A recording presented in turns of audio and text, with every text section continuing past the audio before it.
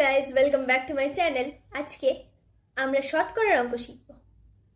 কোশ্চেনটা নিশ্চয়ই তোমরা স্ক্রিনে দেখতেই পাচ্ছ। চিনির মূল্য 20% বেড়ে গেছে, তাই চিনির মাসিক খরচ অপরিবর্তিত রাখতে চিনির মাসিক ব্যবহারের পরিমাণ শতকরা কত কম করতে হবে হিসাব করে লিখি। আগে আমি বাজারে গিয়ে 100 গ্রাম চিনি 100 টাকায় কিনে আনতাম। এখন চিনির মূল্য যেহেতু 20% বেড়ে গেছে, তাই বাজারে গিয়ে 100 গ্রাম চিনি আমাকে 120 টাকায় কিনতে হচ্ছে। তাহলে আমি 120 টাকায় পাচ্ছি 100 গ্রাম চিনি। কিছু করার নেই, আগে গেলে 100 টাকায় 100 গ্রাম চিনি পেয়ে যেতাম। বর্তমানে আমরা 120 টাকায় চিনি পাই 100 গ্রাম। তাহলে 1 টাকায় কত পাবো? 100/120। তাহলে আগে আমরা কততে কিনতাম চিনি? 100 টাকায়।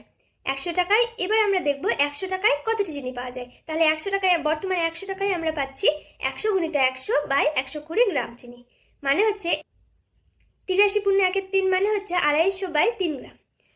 তাহলে এবার আমাদেরকে বলেছে কত শতকরায় কত পরিমাণ চিনি কমাতে হবে। আগে আমরা 100 গ্রাম চিনি কিনতাম, এখন 100 গ্রাম চিনি ব্যবহার করতাম। এখন আমরা 100 টাকায় 250/3 গ্রাম চিনি পাই।